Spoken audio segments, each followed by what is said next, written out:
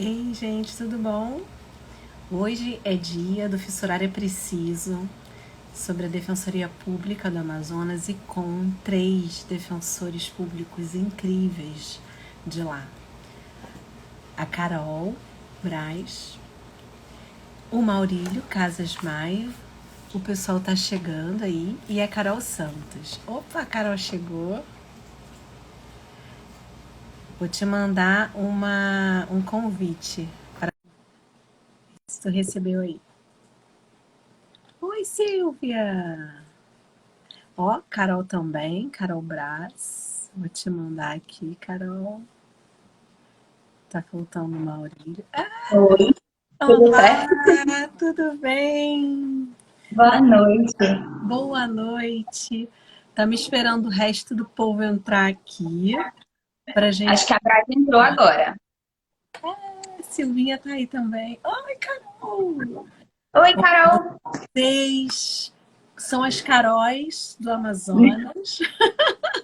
Tinha 6, agora só tem 5. Já esteve pior de Carol. Tá, Era mais antes. tá faltando o Maurílio chegar por aqui. E aí eu já vou agradecendo vocês terem aceito o convite de participar do Futurar é Preciso. Muito bacana mesmo. Os alunos e as alunas estão empolgados aí, me pediram para salvar a live, porque ela está concorrendo em horário com as aulas da Bruna Dutra.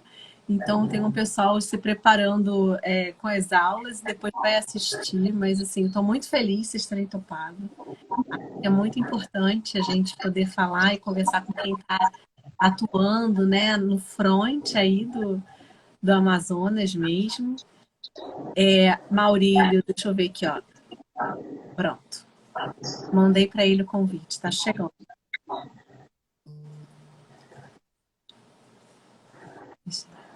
E Ei, aí, E Mamal? aí, gente, tudo bem? tudo Carol, bem? Caróis, né? Patrícia, que saudade. Muito bom estar aqui com vocês.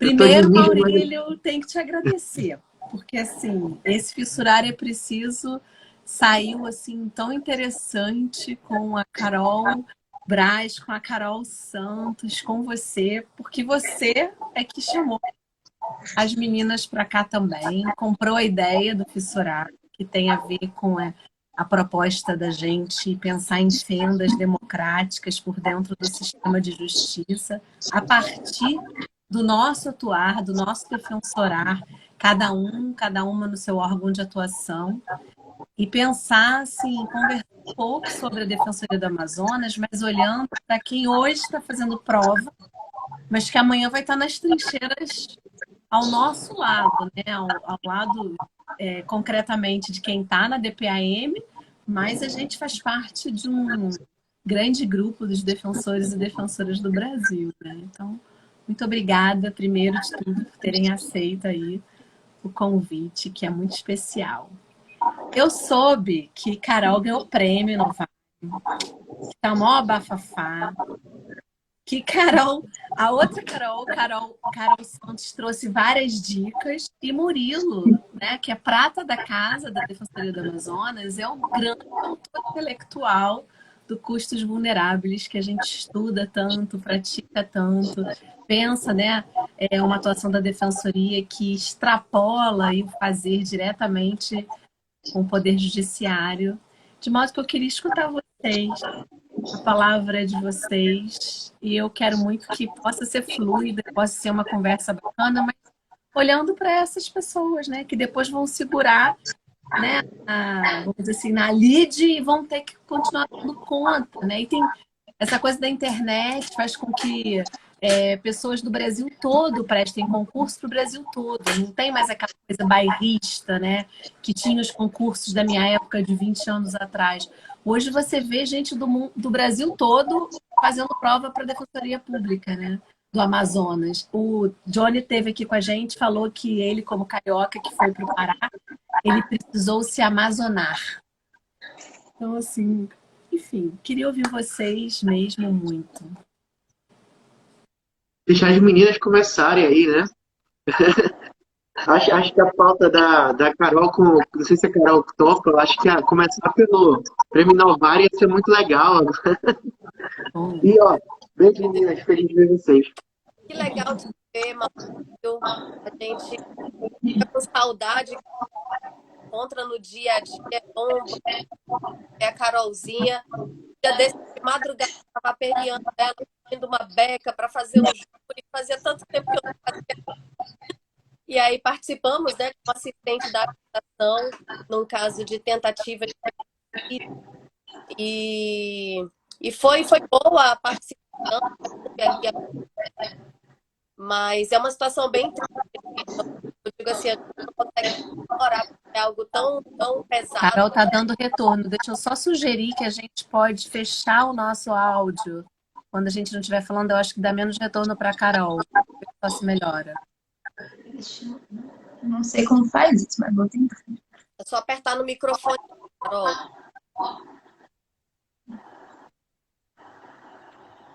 Eu acho que melhorou. Melhorou. Uhum. Então, só cumprimentar aqui Maurília e Carolzinha, que estava de madrugada eu pedindo a beca emprestada. E, Patrícia, parabéns por essa iniciativa, onde a gente pode conversar com pessoas que estão fazendo concurso. Parece, já faz um tempinho, mas a gente se sente como se fosse há tão pouco tempo que a gente estava nessa vida tão difícil, que é a vida do concurseiro. E eu fico muito feliz de ver o quanto hoje a defensoria é uma prioridade de vários alunos, de várias pessoas formadas em direito, que hoje já querem realmente seguir a carreira da defensoria. E seguindo aqui para o Prêmio Inovare, eu destaco algo muito importante, que a prática da mulher não foi apenas uma prática jurídica, porque acaba que a gente percebe. Eu estive um tempo como jurista da violência doméstica e percebi que nem quando eu condenava aquele agressor,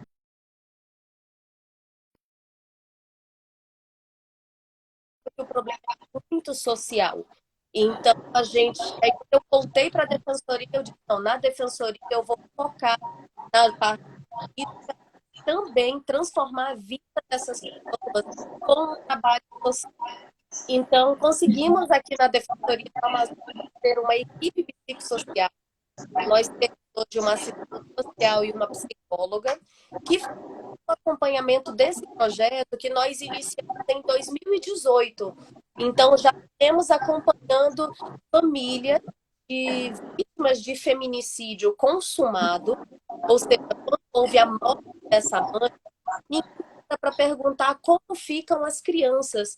Então, nós decidimos tratar órfãos do feminicídio, porque ao mesmo tempo essa criança perdeu o pai e também perdeu a mãe.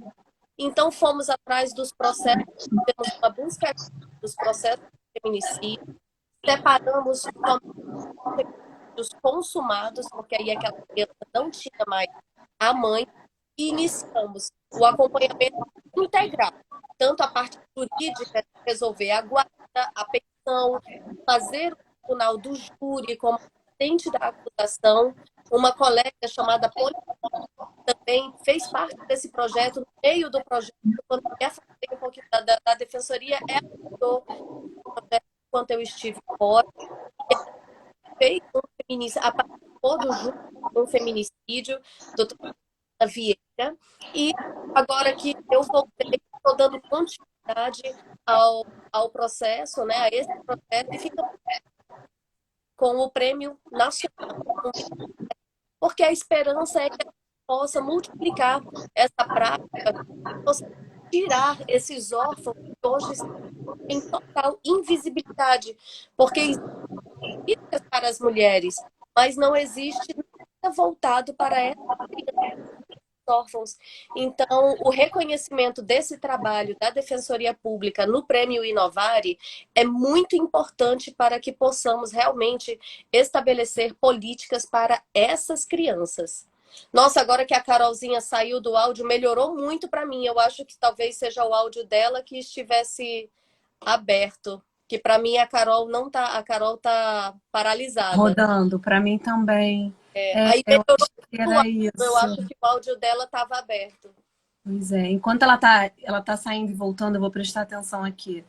Quer dizer, então, que você foi juíza e largou a magistratura pela defensoria? Foi isso mesmo que eu entendi? Que você falou assim, quando eu fui juíza, eu fiquei, não, será que eu entendi direito? Às vezes, Nossa, que é o contrário do que a maior parte das histórias que a gente escuta, né? Ou seja, é uma defensora de sangue verde por opção total. Não foi aquela coisa, o concurso que eu passei, não. O concurso que você queria, né? gosto. E assim, a gente que tem essa pegada mais ativa, a gente fica muito agoniado como o juiz inerte no processo judicial. O juiz precisa esperar a demanda chegar até ele. E eu gosto muito da justiça na prática, eu gosto de ver a solução imediata. Então, aqui na Defensoria, nós temos um ônibus que faz o atendimento itinerante. E há algum tempo atrás, hoje eu não coordeno mais, mas antes eu coordenava esse ônibus e eu amava, porque a gente vai para as comunidades e resolver vários problemas num acordo extrajudicial. Então, a gente consegue a justiça. Eu acho que a justiça tem que ter essa pegada da transformação social, e a defensoria é a carreira que promove, na prática, a transformação da vida das pessoas. Gente, maravilhosa. Aí, só para eu transformar isso tudo numa questão de prova para os alunos e alunas, vamos estudar aí direitos humanos, o caso do Campo Algodoneiro, o caso recentíssimo da Márcia Barbosa, que é um caso também de feminicídio, e vamos agregar esse olhar do Estatuto da Criança e do Adolescente, do princípio do maior interesse da criança, porque é muito importante que a gente possa virar a chave do direito para não olhar para o direito em si, mas para a pessoa em situação de vulnerabilidade, quais os direitos que a gente precisa mobilizar. Porque essas crianças aí, as órfãs do feminicídio, com certeza são pessoas que estão no alvo do que a gente tem estudado, que é violação interdependente de direitos, que é um termo novo que a Comissão Interamericana está trabalhando há pouco tempo e que tem a ver com isso, com aquela pessoa que está em situação de pobreza, muitas vezes está atravessada por um pertencimento étnico-racial, negro, indígena, quilombola. Tem a questão da violência na família, né? Então é uma vítima de violência, direta ou indireta. Então, tem vários elementos aqui que a gente precisa olhar e qual que é o outro lado da moeda? Deveres reforçados do Estado.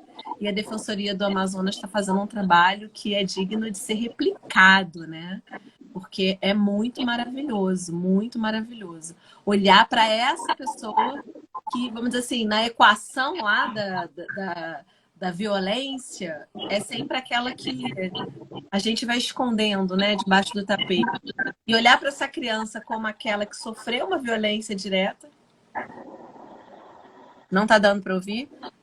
Carol, você conseguiu fechar, Carol Santos, o seu áudio no Não microfone? aparece essa opção para mim, não aparece nenhum microfoninho aqui. Eu também não tenho, não sei se é porque a gente está pelo celular, né?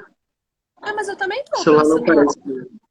Não aparece não essa opção para mim, mas a minha conexão estava travando muito durante a fala da Carol. O áudio dela estava travando muito. Aí eu saí e mudei de rede. Isso, aí você caiu, a gente ficou com o áudio mais limpo. Eu acho que às vezes fica fazendo o retorno da minha voz pelo seu telefone para o Baixa Google. um pouco o volume, Carol, por enquanto. Vou Teste. baixar. A gente fala Vê se Carol, melhora. as dois olham, né? Carol com K e Carol com C. Vou fazer assim, eu vou botar o meu microfone. Pode ser que melhore, porque aí não tem como dar retorno. Só um instantinho. Peraí. Pronto. Vai lá. Show. Melhor. Vou botar aqui. Não, agora eu meio que estava falando, me perdi um bocado, mas assim. Estava dando as dicas, Patrícia, aí utilizar direitos interdependentes, o Estatuto da Criança, você estava falando disso. Os casos que se eu estava falando referem. de. Eu acho que isso é uma questão super quente para cair na prova, seja na área de civil, seja na área de direitos humanos, na parte de penal, né? Como que a gente trabalha com isso? São casos que precisam ser estudados para a gente poder dar fundamento mais legal de controle de convencionalidade nas petições, nas respostas, né, das discursivas do final de semana. Eu acho que são coisas bem quentes aí, bem caíveis na prova. Mas o mais importante, o mais bacana é falar, Maurílio, que eu acho que é uma coisa que você trabalha muito bem, é nessa atuação que é extra processo, né? Que a Carol super destacou. É para além daquilo que o juiz pode dar, né? Que está nessa outra dimensão que só a Defensoria Pública, como essa litigante estrutural, institucional, é capaz de responder. E a ADPF não pega essa atribuição, essa atuação nossa, né? O que eu ia comentar, inclusive, é que o fato de a Carol Braz, né, ter conseguido trazer esse prêmio Novari para o Amazonas acaba, me parece, né, acho que você já deixou isso bem claro agora, tornando a questão da proteção da mulher e das crianças algo que pode realmente ser muito quente, tanto para a dissertativa quanto para a prova oral, né? Porque é uma atualidade em termos de defensoria do Amazonas.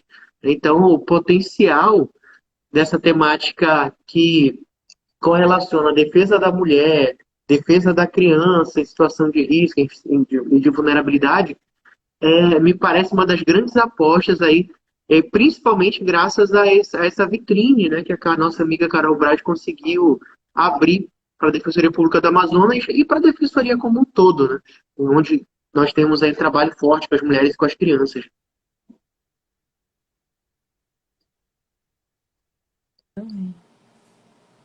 Carol. Agora é Carol com K?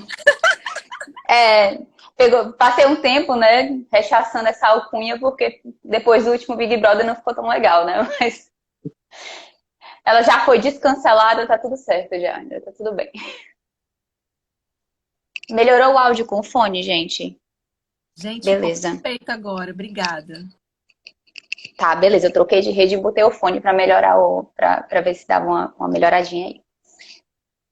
Diga lá, o que esta pobre defensora do júri poderá ajudar, contribuir? Defensora do júri, olha isso, maravilhosa.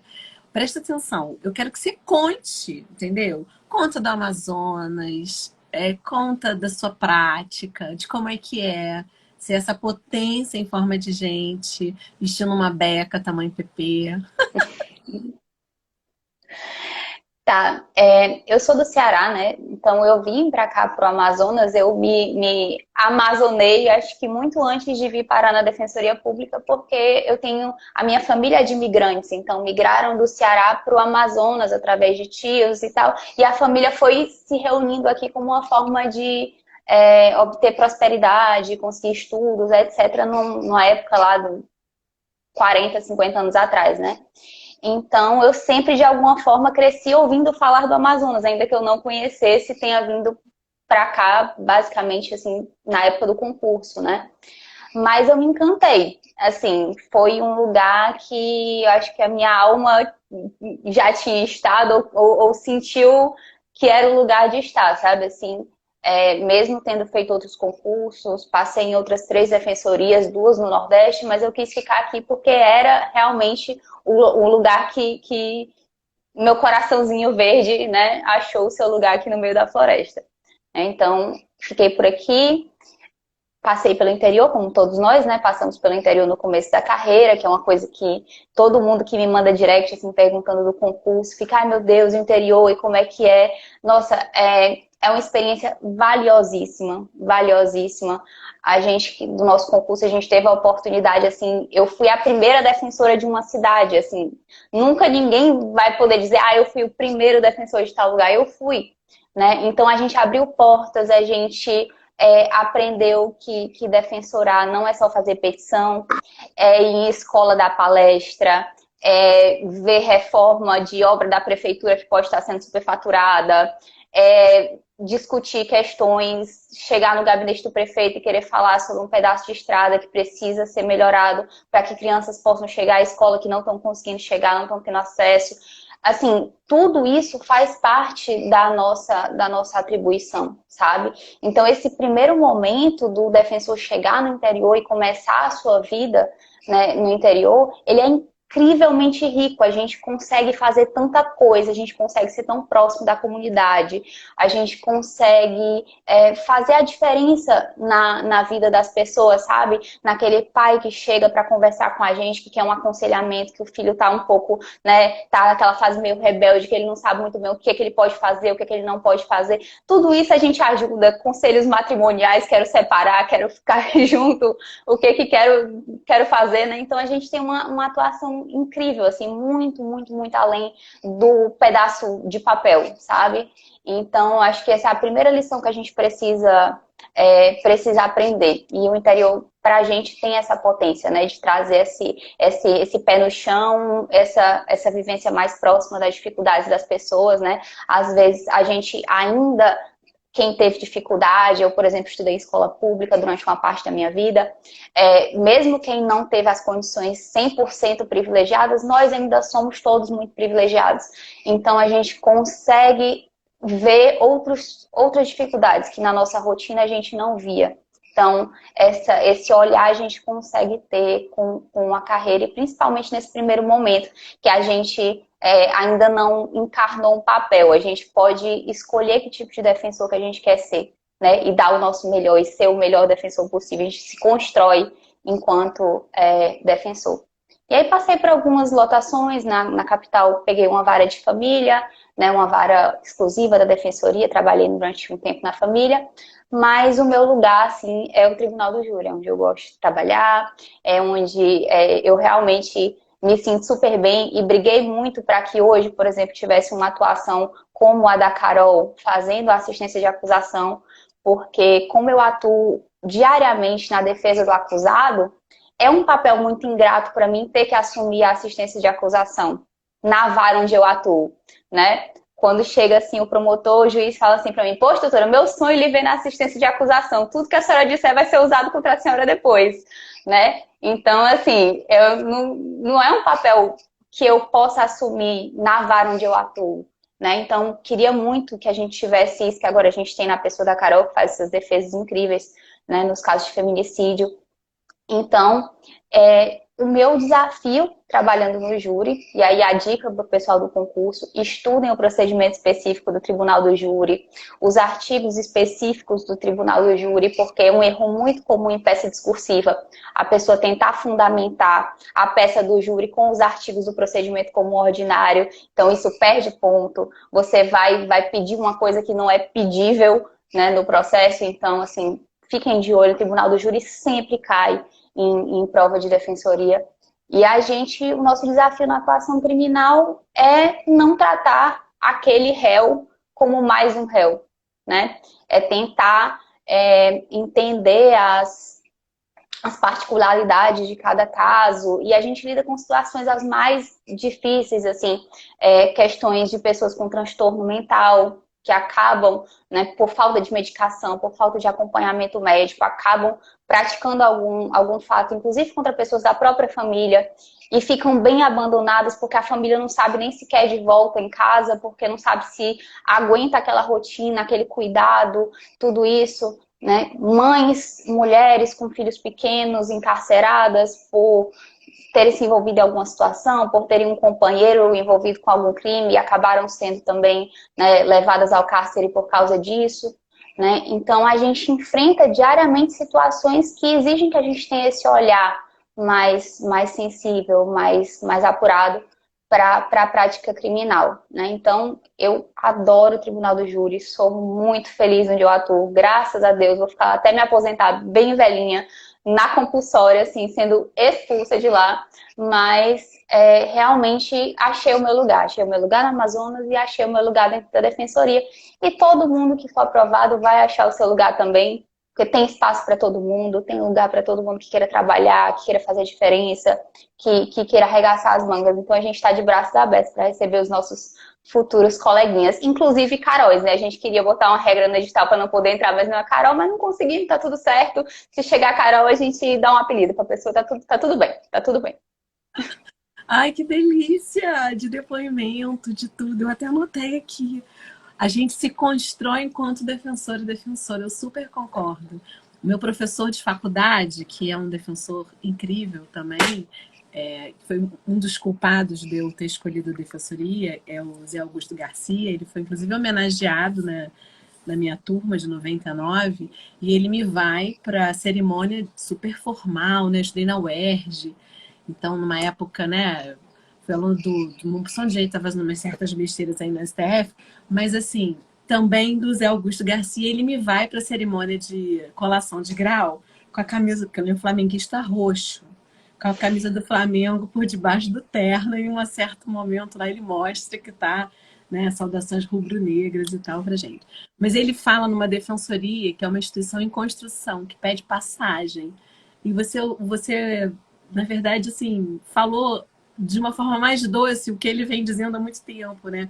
Que é isso, a gente vai se construindo enquanto defensor e defensora, e à medida que a nossa prática vai virando um hábito, vai se institucionalizando uma prática comprometida, emancipatória, a gente vai produzindo essas brechas, né? Como essa que você falou, né? Que não dá para você atuar pela defesa do acusado de feminicídio e pela defesa da vítima de feminicídio, né? Então, como é importante ter um defensor, uma defensora para a vítima, para a defesa da vítima, né? Para que a gente possa cumprir com os estándares internacionais de que a vítima também tenha essa fala reverberada por dentro do processo, né? A sua voz, né? A defensoria enquanto esse megafone das vozes e das lutas, né? E assim, é um tema que eu acho super caível também, e aí trazendo aqui para o direito internacional dos direitos humanos, um caso que Renata Tavares, também defensora de júri, trabalha muito na dissertação dela de mestrado, que é o caso do Ruano Torres, que fala de uma defensoria pública que tem uma obrigação de meio de produzir uma defesa diligente e eficaz, ou seja, utilizar de todos os meios, de todos os recursos cabíveis, possíveis e imaginários, está presente desde que a pessoa é apontada como suposta autora de um delito, e desde todo o processo, usando todos os meios cabíveis, senão o Estado pode ser condenado no sistema internacional, como aconteceu, né, no caso do Ruano Torres, em que a Defensoria Pública falhou nessa defesa e foi sentenciado. Aí, nesse aspecto, o que a gente acha que pode falar de dica bacana aí para a galera do júri? Pensar na investigação criminal defensiva, né? Então, quando você fala, a gente tem que escutar cada caso como um caso, a gente tem que botar a escutatória em sintonia com aquilo que aconteceu e buscar todas as provas para fazer essa defesa brilhante que tu faz aí. Tanto, né, a defesa do acusado como a defesa da vítima, né? Eu acho que isso é muito... Pode falar, cara. Patrícia, eu acho que pode vir também questão de prova, porque no ano passado houve a declaração de inconstitucionalidade do argumento da legítima defesa da honra no Tribunal de Júri e se expandiu, né, para todo o processo em casos de feminicídio. Então é algo super recente, super absurdo que acontecesse até os dias atuais, mas é algo super novo e que pode ser algo que venha em uma prova, né? Essa declaração de inconstitucionalidade. E quando a Carolzinha falou sobre esse nosso descobrir, né? Esse nosso reinventar, e eu fico vendo o quanto o Maurílio é um defensor que tem, assim, uma cabeça fenomenal, porque ele, quando traz a questão do custos vulneráveis, é algo que transcende, né? Que a defensoria não pensava nisso antes. Então, olha como a defensoria ela vem se recriando, ela vem se posicionando e se colocando como realmente uma instituição de defesa dos mais vulneráveis. Então, eu quero até ouvir o Maurílio falar sobre isso, porque cada vez que ele fala, eu também aprendo um pouquinho. Então, imagino quantos colegas que vão fazer concurso e saber que esse pensamento, né, partiu do nosso colega aqui de perto, que hoje já está aí nacional, é um orgulho para nós. Então, assim, Maurílio é um orgulho. E a Carolzinha, se vocês pudessem ver, gente, o tamanho da Carol, É, a Carol é tão pequenininha, impressiona pela força das palavras, pela força do conhecimento, sabe? Então, assim, sou fã da Carol. A Carol no júri, então, é algo assim fenomenal e que mostra realmente ali que tamanho não é documento, porque ela chega chegando, sabe? Então, eu tenho muito orgulho de estar com esses dois colegas aqui e queria ouvir um pouquinho do Maurílio também sobre a teoria que já se transformou numa prática, né, Maurílio? Em jurisprudência. Tá com a palavra, queridão. Opa, que bom. Primeiro, agradecer, minha amiga Patrícia, a oportunidade de poder conversar contigo e com essas duas queridas aqui do Amazonas, Caróis, né? Tem mais Caróis aqui ainda, tá? Daria para formar um time de futebol só de Carol aqui na Defensoria do Amazonas. Um conselho só delas, entendeu? Assim, elas, eu acho que elas são maioria na instituição, sim. Minoria somos nós, Maurílio, Paulo, João, enfim. E é uma alegria, né, ombrear a Defensoria Pública com vocês três, né? Também aprendo reciprocamente, também admiro reciprocamente, saibam disso, tenham certeza disso. Cada uma do seu lugar de fala, do seu local de trabalho, me inspira muito também. Eu tenho dito que é, o meu trabalho de professor e também de escrever artigos, escrever alguns trabalhos, ele é muito influenciado pelos meus colegas, né? Principalmente quando eu falo de defensoria pública. Custos vulneráveis ali é proposto em 2014, mas ele vem sendo lapidado à base de conselhos e críticas, porque é um instituto que não foi feito por Maurílio, foi feito para a instituição, né? E nós vamos descobrindo sempre em cada diálogo algo de novo, né? E já que começamos citando a intervenção de custos vulneráveis, o que eu gostaria de ressaltar? Potenciais, né, de aparecer esse tema a partir também do que foi publicizado nos últimos anos sobre a Defensoria do Amazonas nesse tema. Então, é claro que quando se fala de custos vulneráveis, nós lembramos logo das intervenções das possessórias multidinárias, porque é algo que já está mais batido, eu posso até me arrisco a dizer que é quase tradicional já falar que a primeira atuação da Defensoria Pública, logo naquele limiar do processo multidinário, é nessa condição, né? Até porque não se sabe se a comunidade tem uma associação organizada ou não, se vai contratar advogado, né? E a Defensoria está ali para impulsionar, de alguma maneira, estimular, como repeat player, como litigante habitual, um precedente favorável aos vulneráveis diante da formação de uma política pública habitacional, né? E além dessa questão possessória, que já apareceu em prova da Defensoria do Amazonas, inclusive em fase dissertativa, o que nós poderíamos pensar eventualmente, e é possível que isso apareça eventualmente na oral também, já desejando aí que os nossos queridos e queridas que nos acompanham cheguem até lá em breve.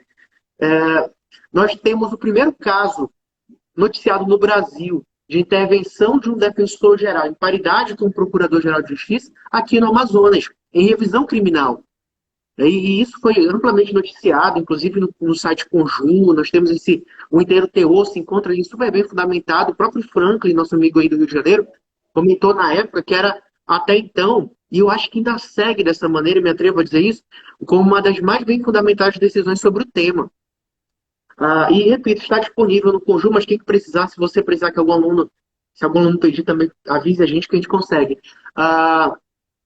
Com várias nuances interessantes, e aí outro alerta para os alunos, eu acho que isso pode surgir em alguma das provas, inclusive nessa agora. É preciso diferenciar essa posição processual da curadoria especial.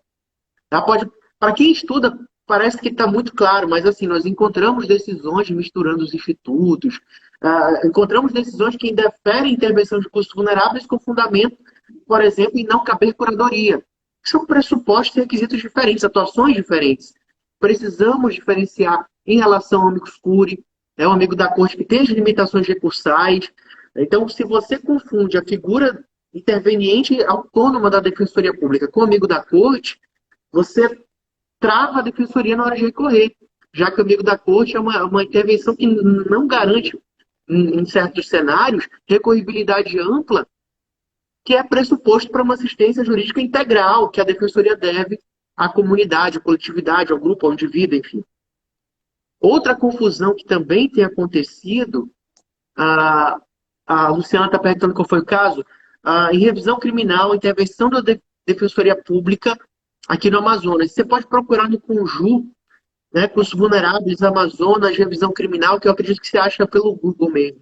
Né, inclusive com link lá para o Inteiro Teor. Tenho esse precedente. Eu vou colocar no grupo do Telegram, gente. Depois é só Maravilha. procurar no link da bio que eu vou colocar. Eu vou colocar a reportagem também do Conjur. E Reportagem não. essa decisão, inclusive, ela remete a uma outra que também foi divulgada no Conjur, porque o Ministério Público Local, na época, embargou a decisão colegiada sobre funda. Primeiro eles diziam que havia uma usurpação da função do advogado. E aí, nos casos, já tem advogado pedindo para ouvir a defensoria. Inclusive, eu me lembro de umas contrarrazões, Caróis, né, que o advogado dizia, olha, o Ministério Público, nas revisões criminais que eu já propus, nunca apresentou uma manifestação favorável e parece querer manter o seu trabalho na fase de conhecimento do processo penal. A Defensoria Pública não tem interesse, como Estado defensor, eu quero ouvi-la. Né? E o tribunal manteve, e é muito interessante como o primeiro, e esse é outro ponto, como o primeiro acórdão, ele vem diferenciando bem, olha, representação postulatória da parte é uma coisa, intervenção institucional é outra. Disso o Ministério Público embarga, alegando que a usurpação, na verdade, seria do papel de fiscal da lei. E aqui, 4 defensores, 3 defensoras, 1 defensor, aqui a gente sabe que o defensor público que se preze não está ali para defender a lei, mas para defender pessoas, os seus direitos. Né? Se nós fôssemos apaixonados por defesa da lei, nós teríamos feito outro concurso. Né? E aí é muito interessante como esse julgado ele esclarece essa distinção entre custos leges e os custos vulneráveis. Né? Então, o que parece claro para quem é defensor público nem sempre parece para outros operadores. Então, eu alertaria os futuros defensores e as futuras defensoras públicas a ficarem atentos para distinguir essa intervenção de representação postulatória, amiga da corte, curadoria especial, do próprio custos leges ou custos ciúdos do Ministério Público.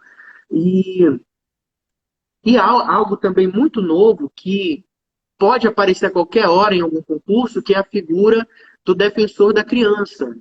É mais um alerta que se faz, porque em Minas Gerais, pelo menos, nós já temos acórdão aceitando essa figura, né?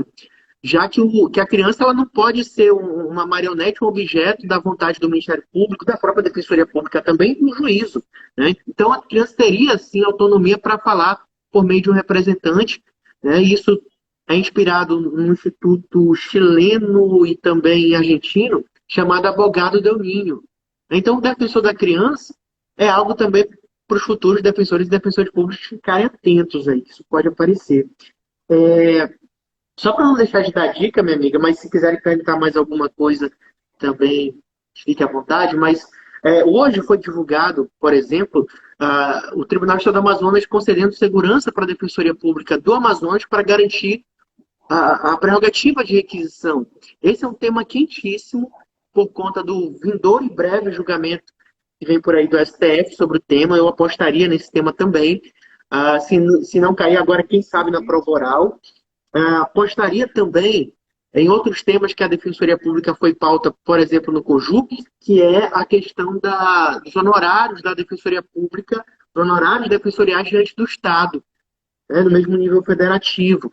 Um dos argumentos que o Tribunal de Estado do Amazonas me parece que inovou é na ideia de que se o Estado tem a possibilidade de fazer um só acordo, e ele tem de um lado uma parte com o advogado, que ao final pode gerar honorários de sucumbência, e do outro lado, a Defensoria, que pela súmula 421 da STJ não gera nenhum tipo de ônus ao final com sucumbência, ele vai preferir fazer um acordo com o privilegiado para não correr o risco de pagar honorário e deixar o pobre coitado, hipossuficiente, vulnerável, carente, esperar o processo terminar, já que não vai ter honorário.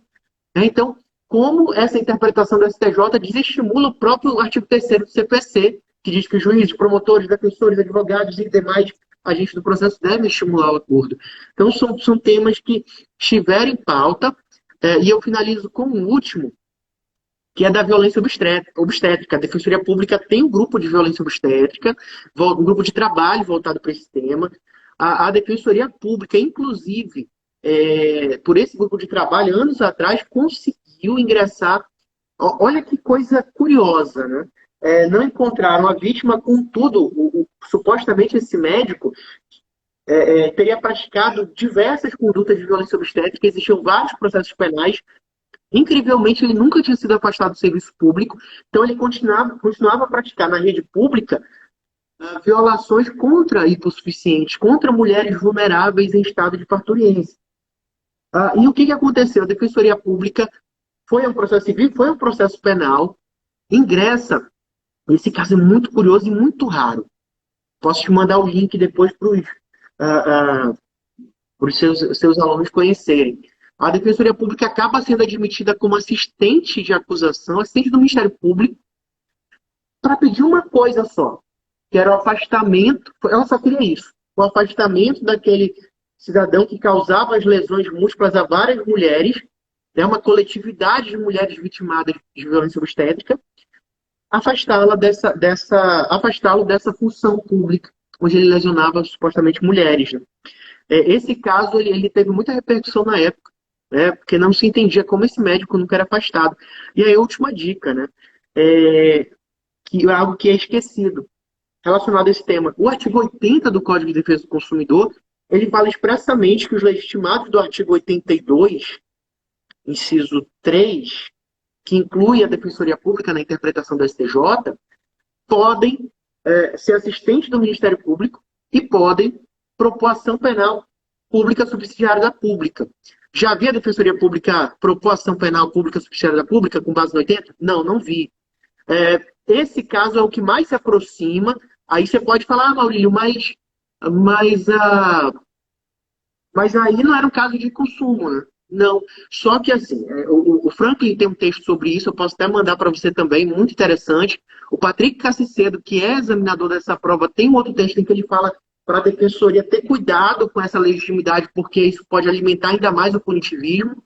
E eu tenho um texto em que eu tento balancear as duas posições e refletir sobre essa figura, que aí a gente tomou de empréstimo a expressão criada pelo professor Daniel Guerra, que é amigo da comunidade. Amiga da comunidade de vítimas no processo penal, no caso. Para tentar ser didático com a coisa, né? Então, essa legitimação do artigo 80, com base na cláusula de expansão do artigo 21 da Lei da Ação Civil Pública e do 117 do CDC, em tese, pode ser aplicado a outros direitos coletivos, que incluiria das mulheres em situação de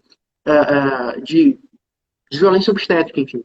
É um caso novíssimo. Eu apostaria mais para um debate oral, eventualmente, que para uma dissertativa, mas falei um pouquinho do amigo da comunidade também, de vítimas aí no processo penal.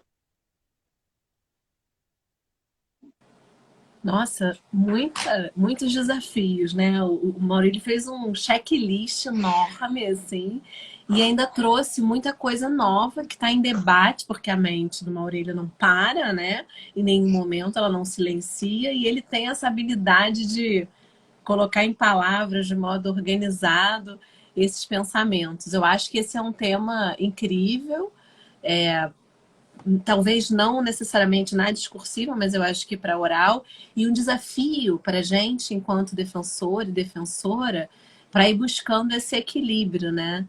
A professora do Pará, da UFPA, Luana Tomás, uma feminista que eu adoro, muito minha amiga, ela tem tentado pensar em de que modo é possível compatibilizar, né, os abolicionismos e a defesa da mulher e a necessidade ainda, né, da sociedade de punir certos comportamentos para dizer nunca mais, isso aqui não pode se repetir mais. Então ela vai encontrando esse diálogo exatamente a partir da conversa com os movimentos sociais, da conversa com a comunidade das vítimas, de modo que essa figura aí, que eu já li o seu texto, inclusive é incrível, sobre o amigo da comunidade, você vai separando, eu acho que esse é um caminho aí para a gente chegar nessa resposta concreta e prática no nível da nossa atuação do Defensorá a essa questão aí da encruzilhada entre os abolicionismos e os punitivismos, né? Qual que é o limite, né? A adotar? Nunca maniqueísta, nunca achando que é a gente que tem que dizer o direito. A gente passa de novo, vou trazer Ludmila Correia para cá. A gente passa os 5 anos da faculdade escutando o professor falar que a gente precisa saber falar bem. Tem que fazer curso de oratória. Vai fazer prova, curso de oratória. E no final das contas, o que importa é a escutatória, né? Não é falar bem, é escutar para poder ser megafone dessas vozes para dentro do processo. E encontrando com criatividade essas soluções aí que Maurílio nos entrega de modo tão concreto, né? Eu achei o máximo você trazer o tema da violência obstétrica. E eu queria dizer que tem uma live que eu fiz com a galera do Tocantins, que escreveu uma tese que foi premiada no último CONADEP sobre violência obstétrica, buscando, né, os fundamentos. Então, não todo mundo que está ali escrevendo o artigo, mas a Denise Souza Leite, a Keila e uma vítima, uma mulher que foi vítima de violência obstétrica, né? Ela diz que ela foi vítima do combo da VO, porque ela passou por toda... Ela estava numa roda de conversa que a Renata Tavares tinha organizado em Caxias, e foi transcrita para um livro que o pessoal estava organizando. E aí, quando eu li aquilo, eu falei, quem é essa sua estagiária que passou isso tudo, meu pai? Aí ela me colocou em contato e ela conta, né, o que ela passou, e aí as colegas vão colocando, né? Então, assim, é um papo de 1 hora, tem mais fundamentos e mais informações, e tá aí aberto e gratuito no YouTube, no Megafone de Lutas sobre as mulheres. Mas, nossa, você trouxe muitos temas. Uma das questões que eu acho mais duras é a gente saber que, por mais que a gente busque todos esses fundamentos, tem sempre um desgraçado dos ruins que vai dizer não e a gente vai continuar lá em água, como é que é? Água mole em pedra dura, tanto bate até que fura. Então, que eu acho que muito da nossa possibilidade de fissurar, de produzir mudanças é não desistir, é não entregar os pontos, sabe? É recorrer.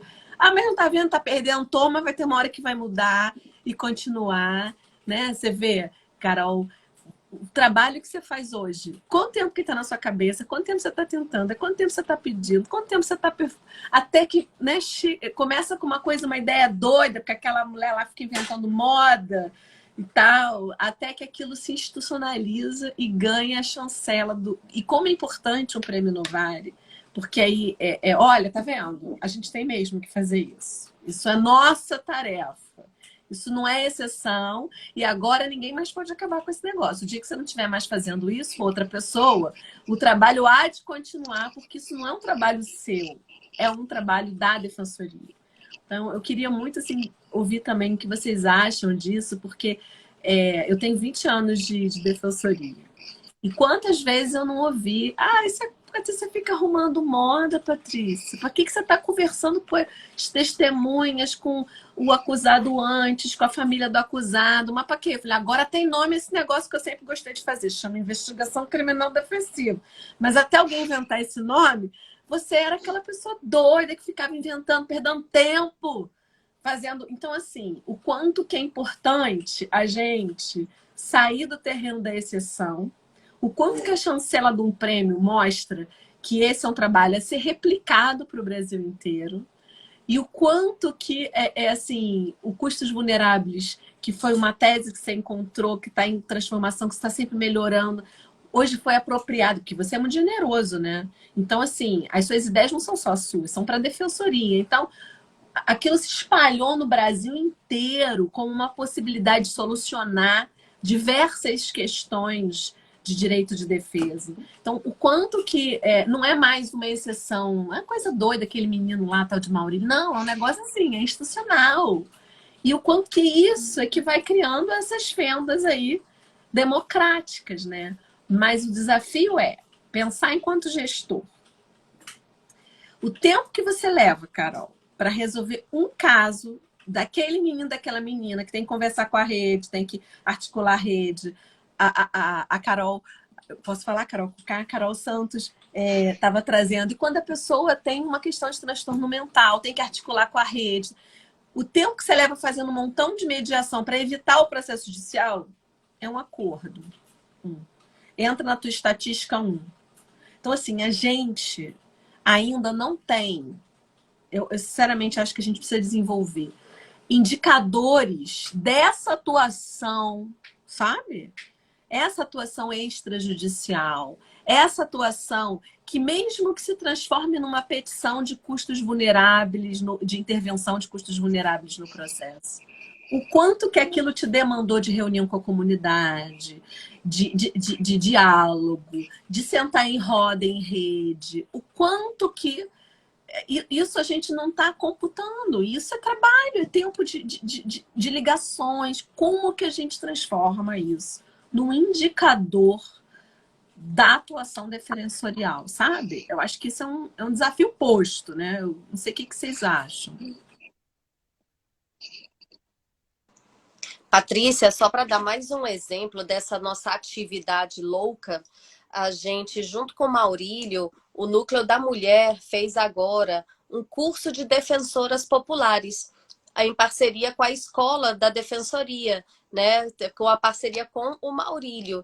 E esse curso foi para quê? Foi para falar de direitos, foram 10 aulas para mulheres das comunidades.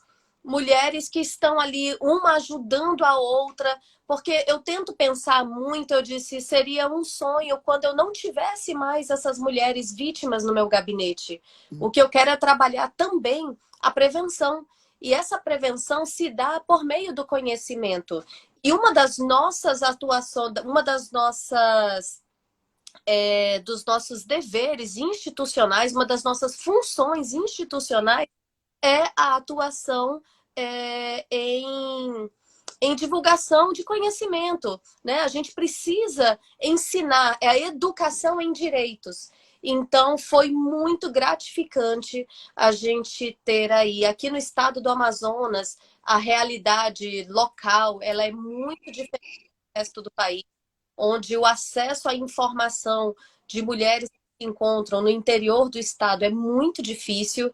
Então, foi assim, romper barreiras e cada aula era muito emocionante. Houve uma parceria com a Secretaria de Educação, que tem um sistema que transmite a aula ao vivo para todos os municípios do interior do estado. Então, foram 1.500 mulheres inscritas no curso.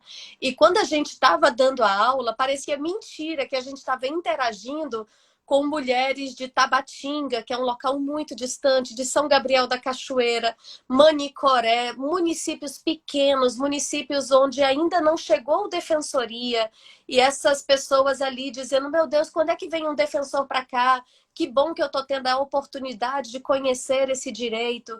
Então, também foi algo muito gratificante e algo assim que a gente sai daquele dia a dia do processo, trabalhar essa questão da interação dessas mulheres com o conhecimento, fazer a intermediação com associações para inserir essas mulheres no mercado de trabalho. Então, são trabalhos que a gente não tem como colocar no relatório, né? Você está ali trabalhando uma prevenção e que tem um resultado prático que não é mensurável, mas ele traz aquela, poxa, estamos cumprindo a nossa missão de transformar vidas. Eu digo, quem quer ser defensor tem que ter no sangue esse gosto por mudar a vida da pessoa.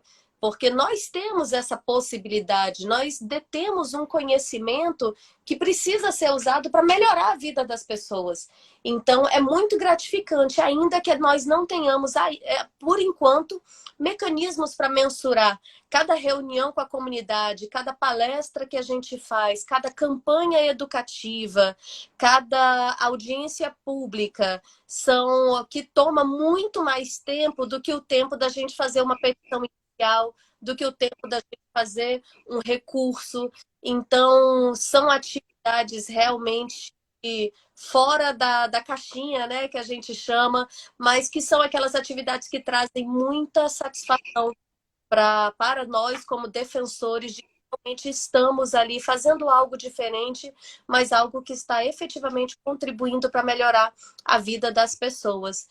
Então, acho que isso é importante. Não sei se um dia a gente vai conseguir mensurar essas práticas, mas seria muito bom a gente continuar tentando, né, ter valorização desse trabalho que é fora do trabalho ordinário.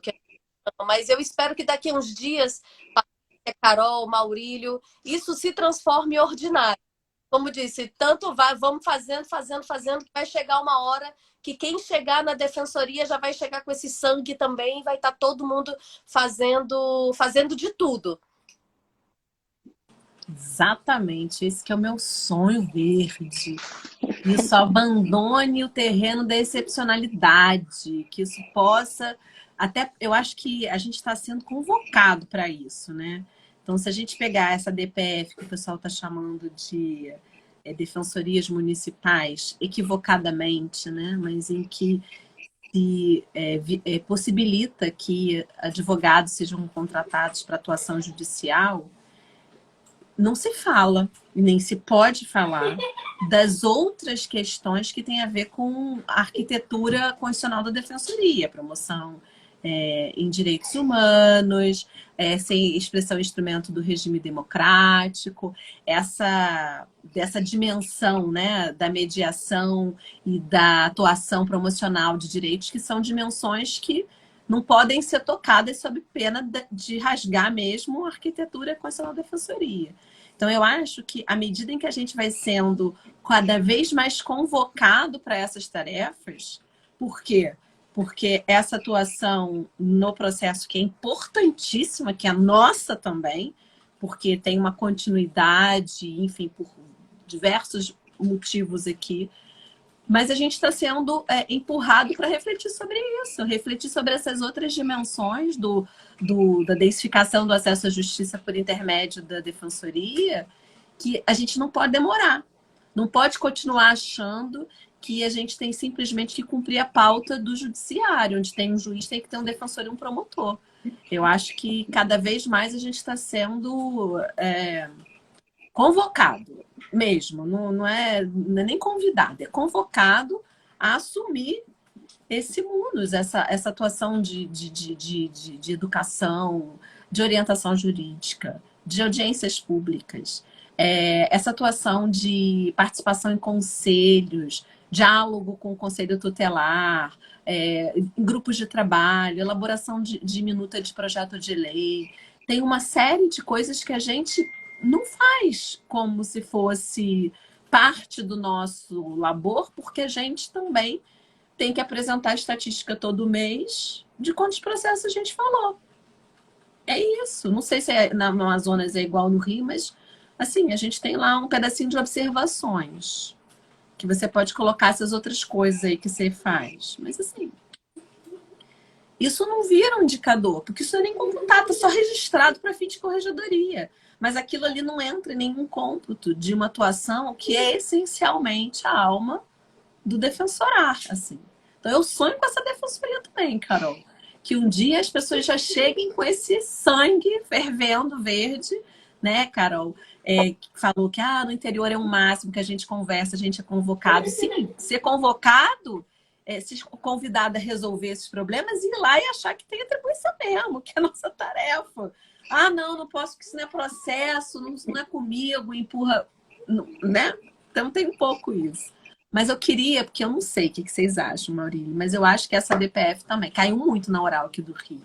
As discussões, os debates sobre a DPF, eu não sei se você acha que isso também é uma questão que cairia na prova discursiva, sobre a atuação. Assim, A na questão legislatura do Pará caiu diretamente o que é ser, o que é o defensor enquanto agente promocional de direitos humanos, assim, que tem a ver com esse debate que a gente está fazendo aqui. Não sei, mas assim, o que você acha? E eu acho que tem dois ADPFs que eu considero muito importantes para as provas da defensoria, assim, em termos mais adjacentes, né? Uma é a 347, que fala do Estado, salvo engano, 347. Eu nem ia falar delas, por isso que tá me faltando aqui, talvez o número, mas acho que é a 347, que fala do estado de coisa constitucional no sistema carcerário. E nós tivemos a Carol Carol Carolzinha, a Carolzinha, ela sabe bem, ela tá no criminal também comigo, exatamente nessa, e a gente atuou também nessa questão da rebelião que ocorreu entre 2016 e 2017, né? Que ainda é uma ferida aberta, né? E a Defensoria Pública ampliou a sua atuação carcerária aqui no Amazonas, já teve problema com a questão, na época, de uma forte privatização, né? A Defensoria Pública, principalmente nessa parte da ciência jurídica, realmente encampou, não, a ciência jurídica estatal é com a gente, a Defensoria, pois a Carolzinha pode complementar o que eu estou falando, criou um núcleo.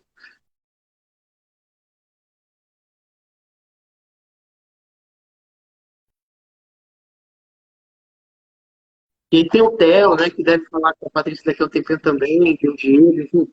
E é um ponto que eu considero importante. E a DPF, que eu acho que é a 279, que é a que se referiu da ciência, acho que a 279 se refere aí à ciência jurídica judiciária no cenário municipal, considero também importante, eu acredito que realmente a tendência de se estimular a pensar e até ressuscitar, porque isso estava meio silenciado com o tempo, o papel do defensor público como agente político de transformação social, que era algo que se falava bastante há algum tempo atrás, né? E passou um pouco, né, assim, parece que a gente passou, depois que nós vencemos ali a ADI 3943, da ação coletiva, parece que a gente baixou a guarda, né? Como se tivesse tudo resolvido, assim. Quando não, a gente precisa martelar todo dia para lembrar essa função. E eu acredito sim, tanto para a dissertativa quanto, eventualmente, para a prova oral, debater o defensor público e a defensora pública como agente político de transformação social e os autores, né, que falam sobre o tema, inclusive o defensorá, que eu acredito que é uma expressão cunhada por um defensor do Rio de Janeiro, Revisar, não lembro bem o sobrenome dele, mas é algo assim, é algo Rogério que Rezende. Mas não tinha pode. o conteúdo que a gente está trabalhando. Era uma coisa de ser, já que o juiz julga, o promotor promove, o defensor defensora. Foi na época daquela emenda constitucional que fez a reforma administrativa, mexeu a beça, aquela que foi de 98 por aí, é que ele vem com esse defensorar. Só que aquilo que você falou, né? Você não, Carolzinha. Então eu vou chamar assim, Carolzinha e Carol Braz, que acho que, né? Já entendi como é que vocês falam isso.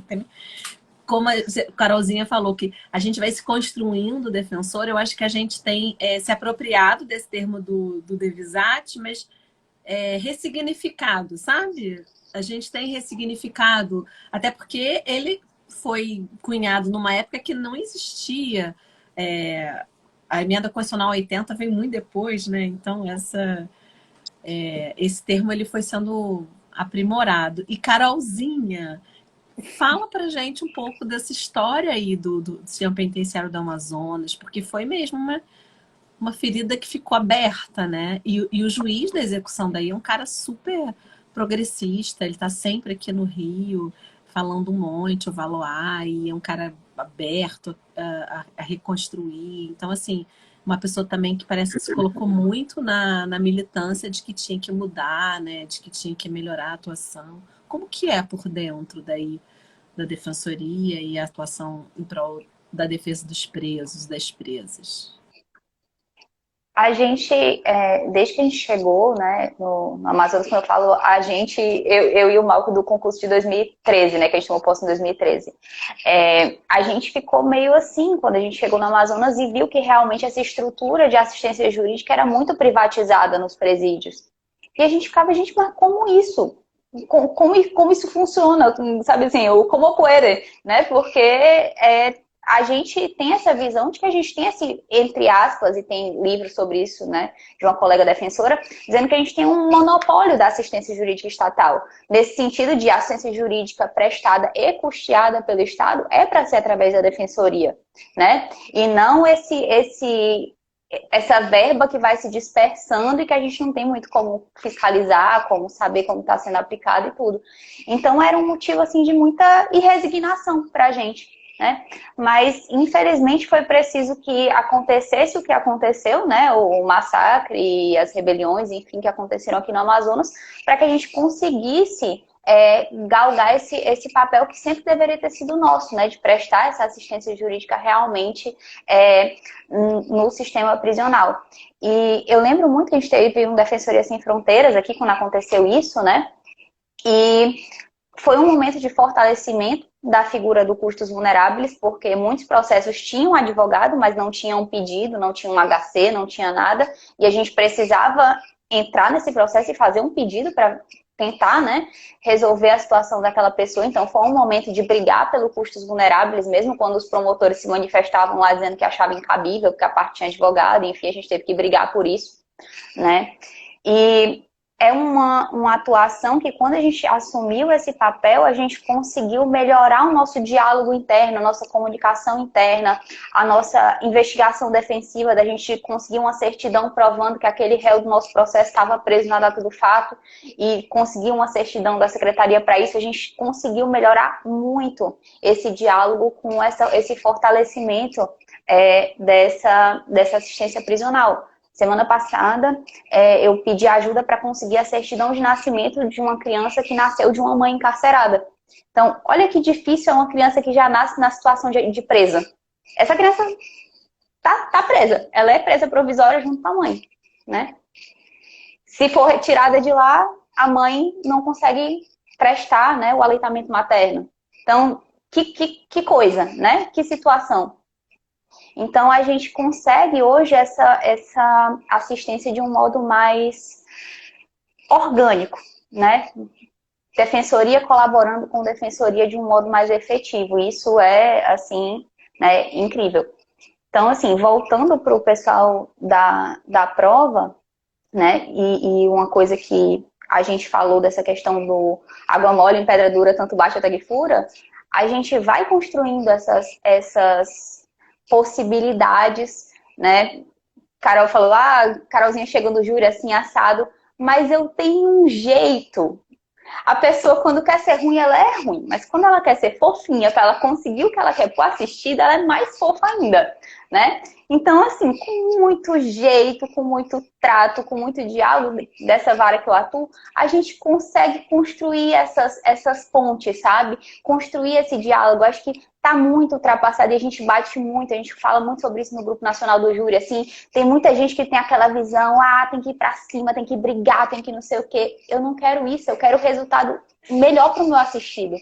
E esse meu resultado pode vir de uma colaboração. Pode vir de eu chamar o coleguinha do Ministério Público do ladinho e dizer, ei, amiguinho, você viu que essa qualificadora aí não se sustenta? Você não acha melhor pedir para tirar essa qualificadora? Por isso, por isso, por isso. Você já deu uma olhada nesse depoimentozinho aqui? Então, assim, o jeito como a gente lida com as coisas é para ser a forma que traz o melhor benefício para o nosso assistido, né? Então, algumas bandeiras que a gente morreu de dar murro em ponta de faca e numa certa época não conseguia nada, como lutar pela aplicação do 155 no júri e no CPP, ou então lutar pela aplicação do artigo do reconhecimento de pessoas, o 226, a gente hoje consegue essas coisas, mas consegue porque alguém não desistiu. Se alguém tivesse desistido, a gente não construía essa jurisprudência e não conseguia mudar isso, né? O Mal falou de algumas atuações da defensoria que geraram, assim, alterações no entendimento do tribunal. Uma importante que está relacionada nessa parte do júri é que aqui no Tribunal do Amazonas a gente começou a conseguir um negócio que eu só via em livro de direito, que era a despronúncia. A pessoa ser pronunciada pelo juiz de primeiro grau e o tribunal retirar aquela pronúncia. Justamente por quê? Porque o juiz insistia em continuar mandando as pessoas a plenário sem observar que não havia uma corroboração judicial daquela prova, né? Então, algumas lutas a gente vai ter que continuar travando e nesses momentos, nesses embates, eu acho que não acredito muito na comunicação não violenta, mas a gente tem que bater o pé pelos direitos dos nossos assistidos, né? Eu posso abrir mão até de um tratamento respeitoso para mim, mas para o meu assistido não. Né? Então, a gente tem que saber para que a gente serve, para que a gente está no processo.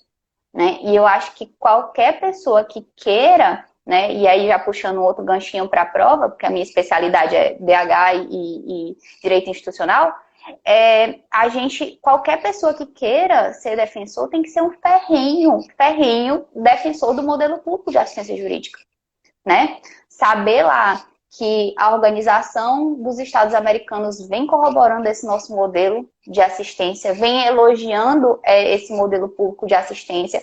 Saber que o Boaventura de Souza Santos quase chora quando fala de defensoria, porque ele acha um negócio maravilhoso, que ele queria que tivesse na Europa do jeito que tem aqui, né?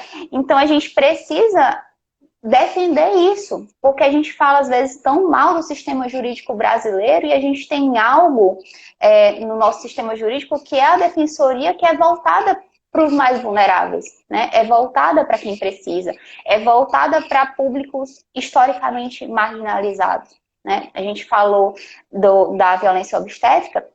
Eu lembrei lá do caso Aline Pimentel, né, que tem a ver com essa questão do atendimento à gestante, de um atendimento adequado à gestante. É outra situação também que pode, né, ser objeto de cobrança em prova.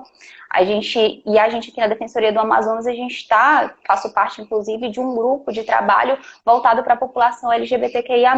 Então, é outro grupo extremamente vulnerável, submetido a situações vexatórias, quando vai reivindicar alguma coisa, algum direito, nome social, registrar uma ocorrência de discriminação. Então, dentro dessa perspectiva dos direitos humanos, dentro da perspectiva do direito antidiscriminatório, também é um tema muito forte para a cobrança, né? Essa questão do tratamento adequado das diferenças e esse respeito, esse tratamento por parte dos órgãos, inclusive da nossa Defensoria Pública, né? Então é isso. Maravilhosa. Só quero falar só um instante, porque eu preciso, né? Fale. Não, Fazer vou mandar uma inicial e uma decisão que a gente conseguiu aqui, tem coisa de 15 dias, para incluir não binário na certidão de nascimento. Eu vi uma notícia sobre isso, bem legal. É, muito legal. Isso é um debate também que a gente tem que começar a aprofundar, né? Mas fala, você ia dizer outra coisa. Não, era só para eu não esquecer de falar isso antes da gente acabar a live, assim, Carol falou disso um pouco.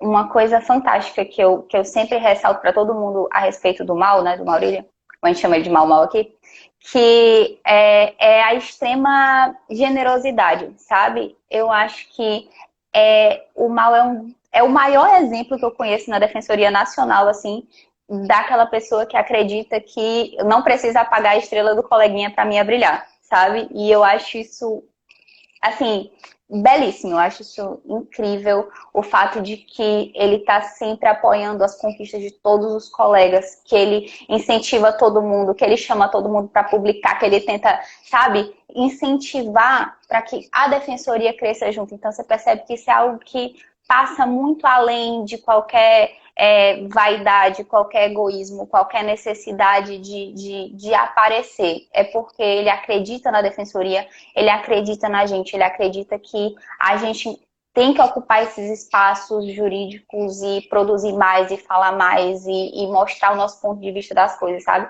Então, eu queria fazer essa declaração, né, de amizade, de carinho, pela forma, né, realmente, como o mal conduz essas questões, porque eu acredito que isso seja, né, visível para todo mundo.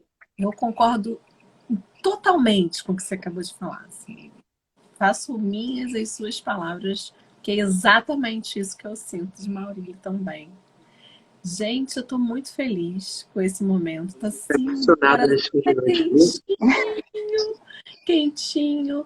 Eu vou passar a palavra para vocês, mas a gente está chegando perto do nosso limite. Eu preciso salvar esse papo incrível, cheio de dicas. Então a gente não pode deixar o Instagram derrubar a gente.